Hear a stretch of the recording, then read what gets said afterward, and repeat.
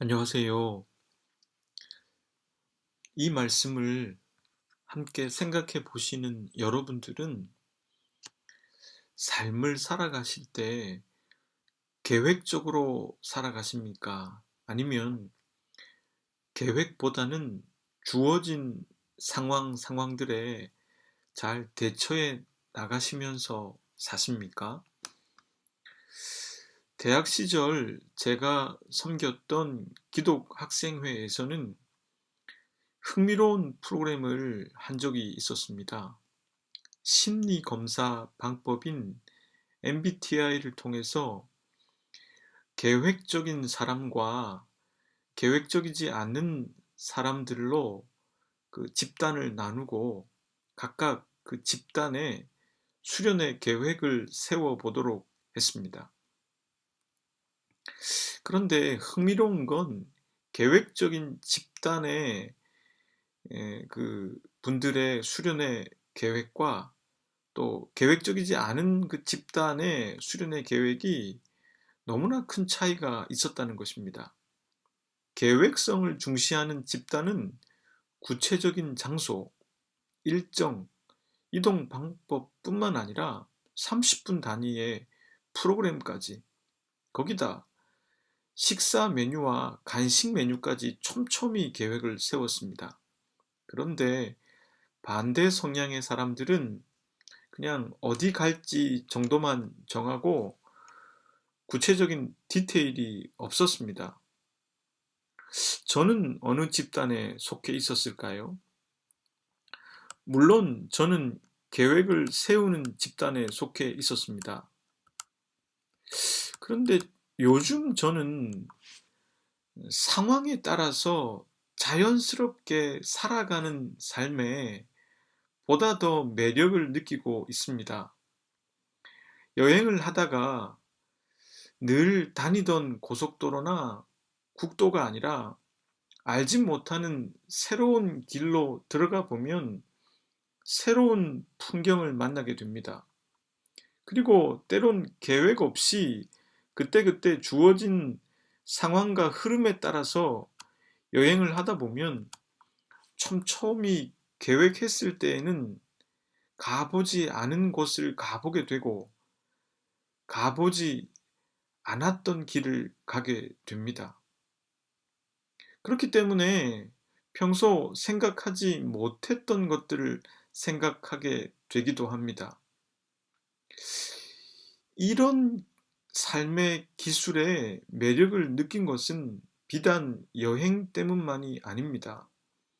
불과 7년 전만 해도 저는 제가 양평에서 살게 되리라고는 꿈에도 생각하지 못했습니다. 그리고 양평에서 목회를 하며 교회를 설립하게 되리라고는 전혀 생각해 보지 못했습니다. 만약에 제가 계획대로만 살아왔다면, 저같이 계획대로 되어야 마음이 편한 사람으로 살아왔다면 지금과 같은 현실을 살고 있지 못할 수도 있을 것입니다.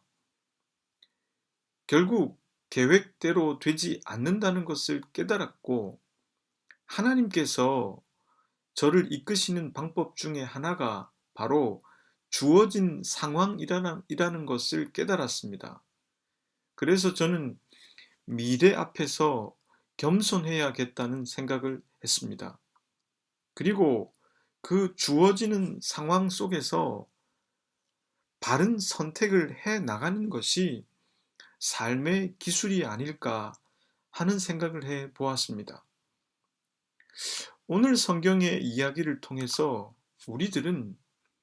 우리들의 계획이 아니라 주어지는 상황 속에서 선택을 해 나가는 쪽의 이야기를 생각해 보게 됩니다. 우선 창세기 43장의 스토리를 살펴보겠습니다. 야곱은 베냐민마저 잃을까 염려했기 때문에 최대한 버틸 때까지 버텼습니다. 허나 그 땅에 기근이 심하고 이집트에서 사온 곡식이 바닥이 나므로 어쩔 수 없이 아들들을 보낼 수밖에 없었습니다. 유다는 이집트의 총리가 막내를 데리고 오지 않으면 자신들을 만나주지 않겠다고 했다며 곡식을 사오려면 베냐민을 데리고 갈 수밖에 없다고 합니다. 야곱은 왜 동생이 있다고 말했냐며 나무랐지만 형들은 그 사람이 자신들에게 아버지가 있느냐고 묻고 동생이 있느냐고 물었기에 그리 대답할 수밖에 없었다고 합니다. 야곱은 어쩔 수 없음을 깨닫고 이집트 총리에게 줄 선물들을 준비합니다. 가나안 땅에서 난 귀중한 소산물로 선물을 준비하고 지난번 자루에 들어있던 돈의 2배를 넣어 준비합니다. 야곱은 하나님께서 은혜를 베푸시기를 축복하고는 베냐민과 아들들을 보냅니다. 요셉은 베냐민이 그들과 함께 온 것을 보고는 정오의 식사 자리에 그들을 함께 앉도록 합니다. 그들을 환영하는 청지기 앞에서 그들은 두려워하기도 했지만 청지기는 두려워하지 말라고 합니다. 요셉이 돌아오니 그들은 다시 땅에 엎드려 요셉에게 절을 합니다. 그리고 요셉은 그들에게 아버지가 생존해 계신지 평안하신지 묻습니다. 요셉은 눈을 들어 베냐민을 봅니다. 베냐민을 보고 하나님께서 은혜 베푸시기를 원한다고 말하고는 마음이 복받쳐 안방으로 가서 울고 나옵니다. 얼굴을 씻고 다시 나온 요셉은 형들과 함께 식탁에 앉지 않고 그는 다른 식탁에 앉아 식사를 했습니다. 형들은 자신들의 나이 순서대로 자리가 배치된 것을 보고 놀랍게 여깁니다. 요셉은 베냐민에게는 다른 사람보다 5배의 음식을 더 주어 먹고 마시게 했습니다. 본문의 흐름을 따라서 저는 오늘 3가지의 생각을 해 보고자 합니다. 첫째 생각은 야곱이 베냐민을 이집트 땅으로 보내는 장면을 통해서입니다. 본문 1절에서 2절까지의 말씀입니다. 그 땅에 기근이 심하고 그들이 애굽에서 가져온 곡식을 다 먹음에 그 아버지가 그들에게 이르되 다시 가서 우리를 위하여 양식을 조금 사오라. 야곱은 베냐민만은 보내고 싶지 않았었습니다. 요셉이 죽었다고 생각했기에 그를 대신하고 있는 아들 베냐민만은 목숨을 잃을 가능성이 있는 사지로 내몰고 싶지 않았습니다. 기근이 없었다면 야곱은 결코 베냐민을 보내지 않았을 것입니다. 그런데 가나안 땅에 기근은 더욱 심해졌습니다. 그리고 아들들이 어렵게 구해온 양식이 다 떨어졌습니다. 야곱은 이 상황 속에서 어쩔 수 없이 아들들을 보낼 수밖에 없었습니다. 그것은 생존의 문제였기 때문입니다. 그리고 그 생존의 문제를 해결하기 위해서는 베냐민을 보내지 않고는 이집트에서 양식을 구해올 방법이 없었습니다.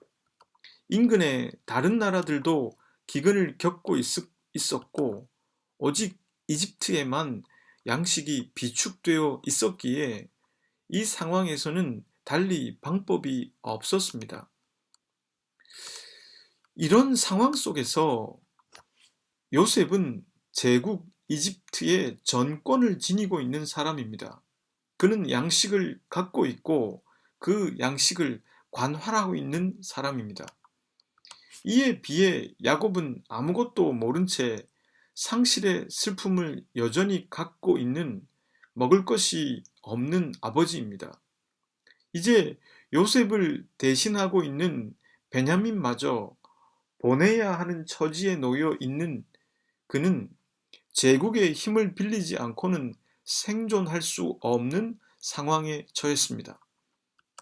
결국 야곱이 마음을 바꿔 베냐민과 아들들을 함께 보내겠다고 생각하게 된 것은 바로 어쩔 수 없는 상황 때문이었습니다.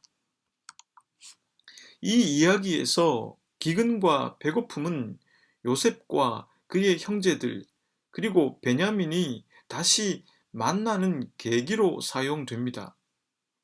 그 기근 자체가 중요하기보다는 그 기근으로 인해서 가족들이 서로 상봉하게 되며 과거에 있었던 일을 다시 생각나게 해주며 요셉의 꿈을 생각하도록 해 주었습니다. 하나님께서는 인간을 인도해 나가실 때 주어지는 상황을 통해서 인도해 나가시는 분이시기도 하십니다. 어느 한 분을 만나 이런저런 이야기를 나누는 가운데 자신은 미래에 대한 구체적인 계획은 세우지 않는다 했습니다. 그 까닭을 들어보니 지금까지 자신이 살아보니 자신의 계획대로 되어지는 것이 아니라 자신에게 주어진 상황이 자신을 그렇게 이끌어 주었기 때문이라 했습니다. 자신이 하게 된 일, 하고 있는 일들, 이것들은 다 그때그때 그렇게 되어지는 상황 속에서 자신을 이끌어 주었기 때문이라 했습니다. 저는 그분의 이야기를 흥미롭게 들으면서 하나님께서 인간을 인도해 나가실 때 주어지는 상황을 통해서 인도해 나가시기도 하신다는 것을 생각해 보았습니다. 물론 다른 계시의 방법도 있지만 주어진 상황은 하나님께서 우리들을 또 다른 길로 이끌어 나가시는 방법이 된다는 것입니다. 그러니 우리들은 우리가 계획하지 않았거나 예측하지 못한 상황이 생긴다고 해도 지나치게 당황하거나 놀라기보다는 그런 상황을 통해서 나를 이끄시는 하나님을 놓치지 말아야 할 것입니다. 둘째 생각은 주어진 상황 속에서 결국 선택은 우리 스스로 해야 한다는 점입니다. 본문 13절에서 14절까지의 말씀입니다. 내 아우도 데리고 떠나 다시 그 사람에게로 가라. 전능하신 하나님께서 그 사람 앞에서 너희에게 은혜를 베푸사 그 사람으로 너희 다른 형제와 베냐민을 돌려보내게 하시기를 원하노라. 내가 자식을 잃게 되면 이르리로다. 상황은 야곱을 이끌어 갔습니다. 다른 선택이 있을 수 없는 상황으로 야곱을 내몰고 갔습니다. 그러나 그렇다고 해도 결국 선택은 야곱의 몫이었습니다. 그가 베냐민을 보낸다고 결정해야 갈 수 있는 것입니다. 야곱이 유다와의 대화에서 말하는 것을 보면 아직까지도 요셉을 잃은 상실감을 갖고 있고 그것을 베냐민에게 투사해서 가급적 이 선택만큼은 피하고 싶어 한다는 것을 알 수 있습니다. 베냐민만은 잃고 싶지 않았던 것이고 그래서 양식이 다 떨어질 때까지 시간을 벌고 있었던 것입니다. 유다가 이렇게 말합니다. 우리가 지체하지 아니하였더라면 벌써 2번 갔다 왔으리이다. 야곱이 미룰 수 있을 때까지 그 선택을 미루고 있었다는 뜻입니다. 그리고 그는 더 이상 버틸 수 없을 때가 되었을 때에 결단을 내립니다. 그는 아들들에게 다음과 같이 축복합니다. 전능하신 하나님께서 그 사람 앞에서 너희에게 은혜를 베푸사 그 사람으로 너희 다른 형제와 베냐민을 돌려보내게 하시기를 원하노라. 내가 자식을 잃게 되면 이르리로다. 야곱은 어쩔 수 없는 상황의 인도하심 속에서 이제 하나님의 은혜에 베냐민과 자식들을 맡기기로 합니다. 그가 베냐민을 보내겠다고 결심한 것이 무엇인지 짐작해 해주는 대목입니다. 야곱은 하나님에 대한 믿음, 그분의 선하심과 영원하신 인자하심에 자식들을 의탁하고 있는 것입니다. 야곱은 제법 나이가 많이 들었음에도 불구하고 신앙적인 열정은 잊어버리지 않고 있습니다. 베냐민을 잃게 되면 이르리로다 라는 표현은 냉소적인 포기가 아니라 하나님께서 이 상황으로 자신을 이끌고 계시니 이 상황 속에서도 하나님께서 은혜를 베푸실 것이라고 믿는 것입니다. 독자들은 이미 그 하나님의 은혜가 무엇인지 충분히 알고 있습니다. 야곱은 모르고 있지만 말입니다. 그러니 그는 이집트 총리의 마음을 누그러뜨리기 위해서 좋은 선물들을 준비합니다. 유황 열매는 피스타치오 열매이며 꿀은 아마도 포도즙이었을 가능성이 높습니다. 유향, 향품, 모략 등은 특정한 관목의 진에서 나오는 향료들인데 이것들은 대상들의 주요 교역 상품이었습니다. 이것들은 이집트에서는 미라를 만들 때 사용했었습니다. 인간이 뭔가를 선택해야만 하는 것은 늘 쉽지 않습니다.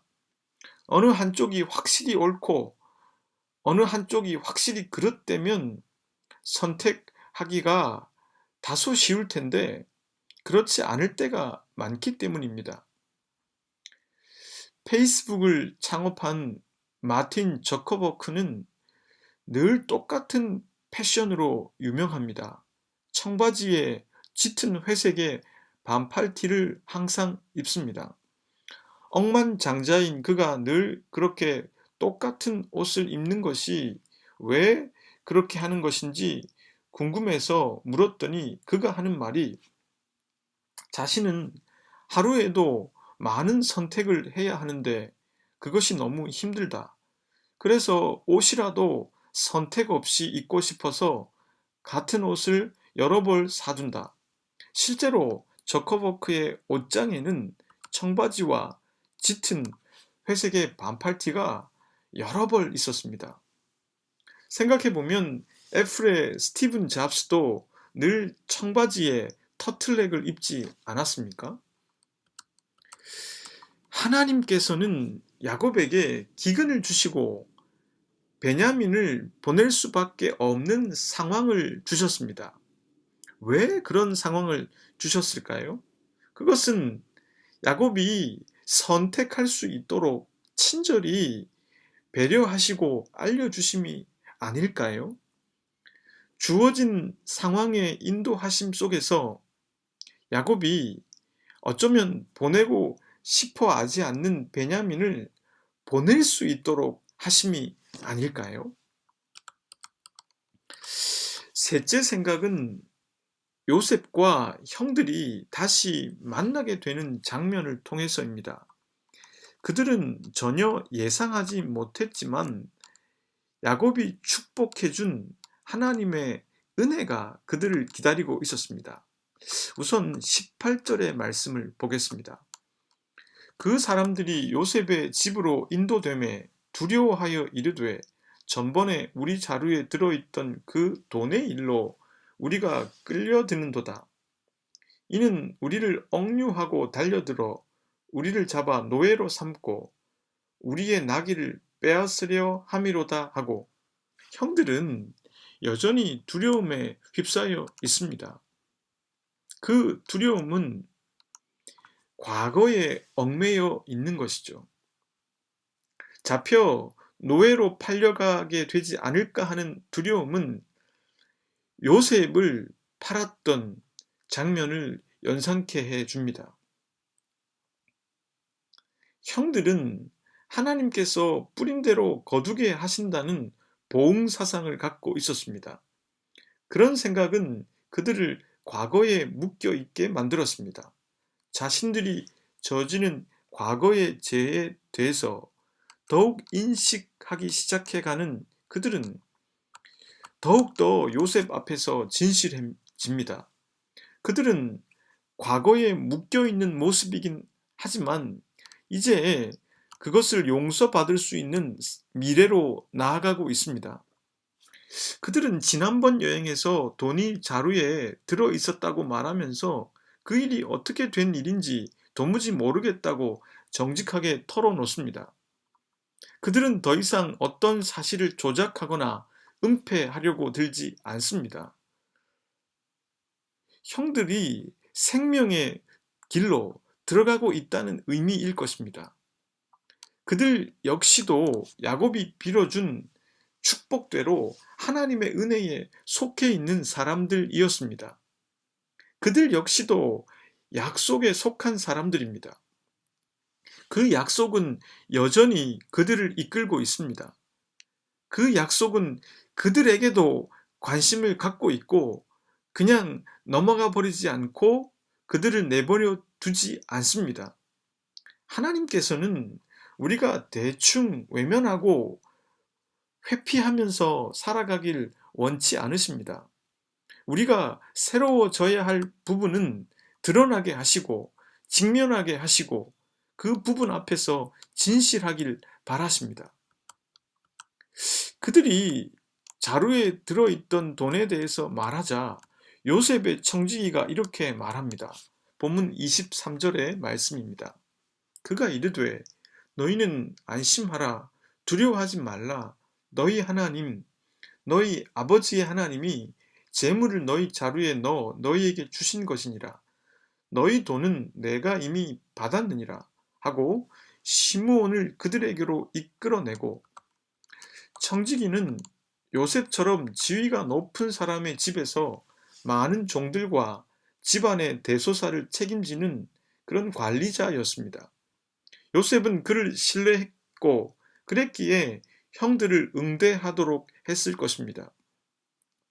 그의 말을 통해서 우리들은 요셉이 이미 그들이 지난번에 사간 곡식의 값을 지불했다는 것을 유추할 수 있습니다. 그리고 요셉은 그렇게 한 것이 하나님 때문이라고 밝혔을 것입니다. 이 청지기가 하나님께서 그 자루에 돈을 넣어주셨다라고 말한 것은 요셉이 그렇게 말하도록 그 워딩을 일러준 것인지 아니면 요셉이 그렇게 자신에게 말했기 때문에 그렇게 답변한 것인지 정확하진 않습니다. 하지만 어떠하든 그것은 분명히 하나님께로부터 왔다는 의미가 됩니다. 자신들의 과거에 대해서 외면하고 회피하는 것이 아니라 정직하게 직면하기 시작한 형들에게 하나님께서는 깊은 관심을 갖고 계시다는 것을 우리로 하여금 생각하게 해줍니다. 그 하나님의 은혜는 본문 27절과 28절로 이어집니다. 요셉이 그들의 안부를 물으며 이르되 너희 아버지 너희가 말하던 그 노인이 안녕하시냐 아직도 생존해 계시느냐 그들이 대답하되 우리 종 우리 아버지가 평안하고 지금까지 생존하였나이다 하고 머리 숙여 절하더라.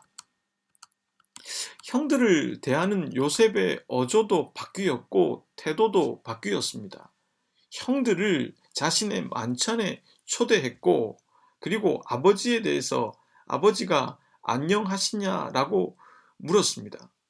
안녕하시냐라고 물을 때 사용된 단어가 바로 여러분들께서 잘 알고 계신 샬롬이라는 단어입니다. 그리고 본문 28절은 다시 요셉의 꿈을 떠올리게 합니다. 형들은 다시 요셉 앞에 엎드렸습니다. 고대 근동 지방에서 경의를 표하는 가장 일반적인 방법은 바로 땅에 엎드려 절을 하는 것입니다. 그런데 두 번째로 땅에 엎드린 장면 앞에서 우리가 생각을 해 봐야 할 점은 처음에 땅에 엎드렸을 때와는 조금 양상이 바뀌었다는 것입니다. 처음에는 요셉이 분노했었습니다. 그리고 그 꿈이 실현되었다는 것 정도까지 생각했을 가능성이 높습니다. 그런데 이 일이 두 번이나 반복될 때에 두 번째에는 요셉은 아버지의 안부를 묻고 형들의 안부를 물었습니다. 그리고 그는 누그러져 있었고 그랬기 때문에 그 꿈의 실현을 넘어서서 그 꿈이 무엇을 위한 것이었을까 하는 쪽으로 생각이 진행되었을 가능성이 높습니다. 같은 꿈에 실현된 장면이 두 번이나 연속적으로 반복되므로 요셉은 좀 더 깊이 들어갈 수 있게 된 것이죠. 자신들이 저지른 과거에 대해서 진실하게 직면하기 시작한 형들에게 하나님께서는 은혜를 베푸시는데 이제는 피해자인 요셉이 그들을 용서할 수 있는 은혜 앞에 서게 하신 것입니다. 하나님은 선하시며 그 인자하심이 영원하다는 구약의 오래된 찬양문이 생각나게 됩니다. 저는 오늘 성경을 묵상하면서 제게 남아있는 인생을 어떻게 살아가야 할지 생각해 보게 되었습니다. 진지하게 살아가는 사람은 하나님께서 우리들을 인도하고 계시다는 것을 알고 느끼게 됩니다. 그래서 먼 미래를 계획하기보다는 미래 앞에서 겸손해집니다. 하나님의 실제를 믿기에 미지의 영역에 있는 그 미래를 기대할 수 있습니다. 그리고 주어진 흐름과 상황 속에서 그분의 인도하심에 나 자신을 맡기게 됩니다. 형들은 과거에 대한 두려움에 사로잡혀 있지만 요셉은 형들을 3일 만에 풀어주고 이제는 자신의 만찬에 그들을 초대하고 있습니다. 형들은 과거에 묶여 있지만 요셉은 미래로 나아가고 있습니다. 이 장면에서 저는 더욱 하나님을 믿고 싶어졌습니다. 과거에 대해서 진지하게 반성하고 돌아서서 더 이상 과거에 묶여 있지 않고 하나님께서 제게 베푸시는 미래를 살고 싶어졌습니다. 거룩한 실제가 저를 지금도 이끌고 있음을 믿기 때문입니다.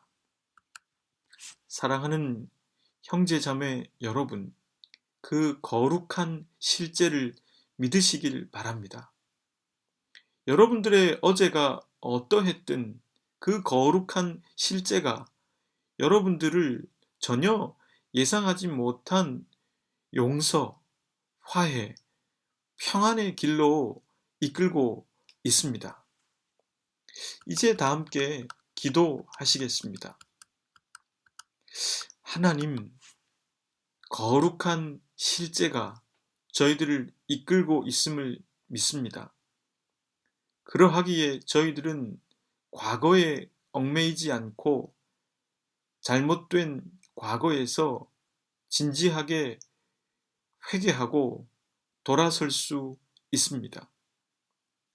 저희들을 회복과 화해, 그리고 용서와 평안의 미래로 이끄시는 하나님의 인도하심 앞에 저희들이 겸손해질 수 있도록 도와주십시오.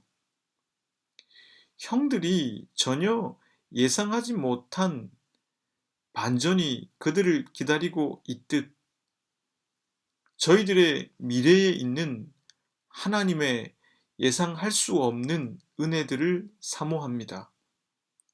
그러하기에 미래를 두려워하기보다는 기대할 수 있게 해 주십시오.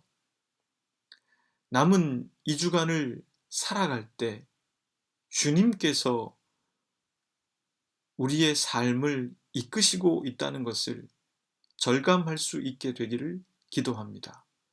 예수 그리스도의 이름으로 기도드립니다. 아멘.